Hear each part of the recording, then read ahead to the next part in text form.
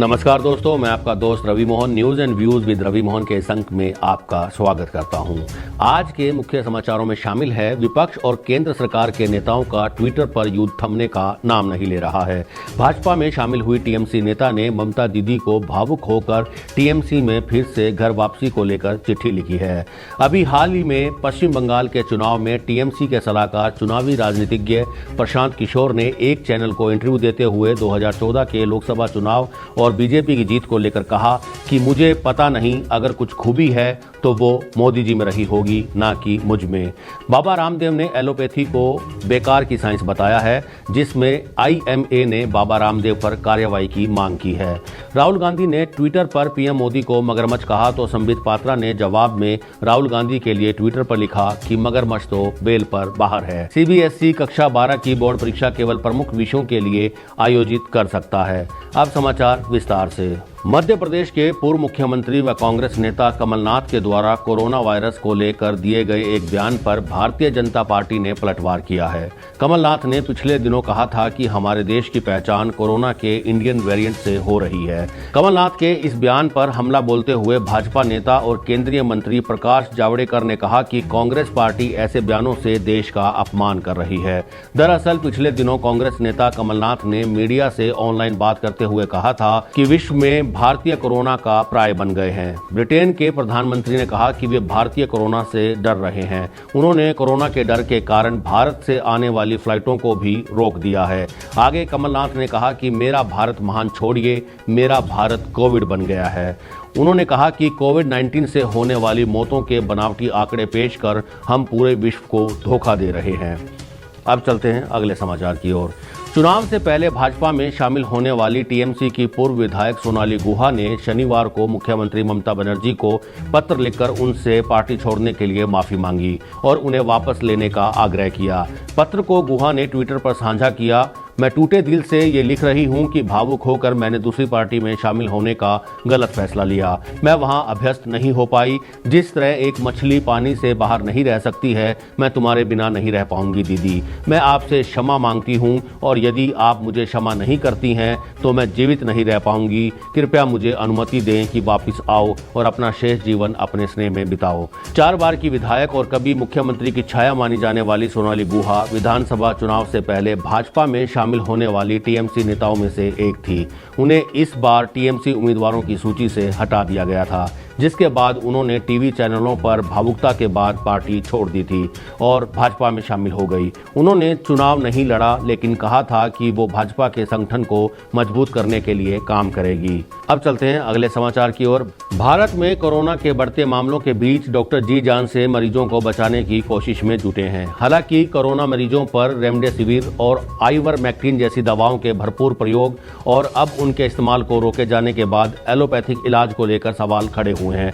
ऐसे सवाल उठाने वालों में योग गुरु बाबा रामदेव भी शामिल हैं। उनका एक कथित वीडियो हाल ही में सोशल मीडिया पर वायरल हुआ है, जिसमें वे कहते हैं कि एलोपैथी दवाओं को खाने से लाखों लोगों की मौत हुई है। अब इस पर विवाद छिड़ गया है। इंडियन मेडिकल एसोसिएशन ने तो स्वास्थ्य मंत्री को चिट्ठी लिखकर रामदेव पर कार्रवाई की मांग की है। वीडियो में बाबा रामदेव बोलते हैं, एलोपैथी ऐसी बेकार साइंस है कि पहले इसकी हाइड्रोक्सीक्लोरोक्विन फेल हो गई, फिर रेमडेसिविर फेल हो गई, फिर एंटीबायोटिक्स इनके फेल हो गए, स्टेरॉयड भी फेल हो गए, प्लाज्मा थेरेपी के ऊपर भी कल बैन लग गया, आइवरमेक्टिन भी फेल हो गई, बुखार के लिए फेबिफ्लू दे रहे हैं, वो भी फेल है। अब चलते हैं अगले समाचार की ओर। चुनावी रणनीतिकार प्रशांत किशोर लंबे समय तक प्रधानमंत्री मोदी के प्रशासनिक कामों में हाथ बटा चुके हैं। इतना ही नहीं, साल 2014 में प्रधानमंत्री मोदी को मिली प्रचंड जीत के पीछे भी प्रशांत किशोर ने अहम भूमिका निभाई थी। लेकिन लोकसभा चुनावों के थोड़े महीनों बाद ही प्रशांत किशोर ने नरेंद्र मोदी का साथ छोड़ दिया था। एक कार्यक्रम के दौरान जब प्रशांत किशोर से यह पूछा गया कि आपको नरेंद्र मोदी ने अपना सलाहकार क्यों बनाया था, तो उन्होंने जवाब देते हुए कहा कि ना तो मैं गुजरात का हूं, ना उनकी जाति का हूं और ना ही संघ से आता हूं। ज़्यादातर ऐसे बैकग्राउंड की आवश्यकता होती है ताकि लोग आप पर विश्वास कर सकें। आगे प्रशांत किशोर ने कहा कि मुझे पता नहीं, अगर कुछ खूबी है तो वो मोदी जी में रही होगी, ना कि मुझ में। उन्होंने देखा कि इस लड़के में कुछ क्षमता होगी। मैं तो वही हूँ जो पहले था या जो आज हूँ। हो सकता है कि मेरे आंकड़ों को समझने की शक्ति मोदी जी को पसंद आई होगी। हालांकि मुझे नहीं लगता कि इतने बड़े लोग डाटा देखकर अपने पास रख लेते हैं। उन्होंने कुछ देखा होगा और उन्हें मैं पसंद आ गया हूँगा। इस इंटरव्यू के दौरान प्रशांत किशोर ने नरेंद्र मोदी से अलग होने के पीछे कारणों का भी जिक्र किया।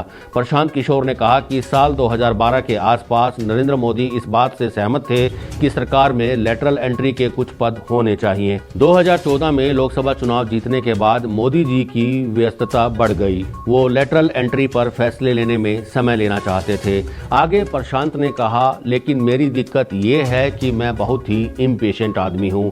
मैं चाहता था कि इसको तुरंत लागू किया जाए, लेकिन पीएम मोदी पहले प्रशासनिक व्यवस्था को समझ लेना चाहते थे।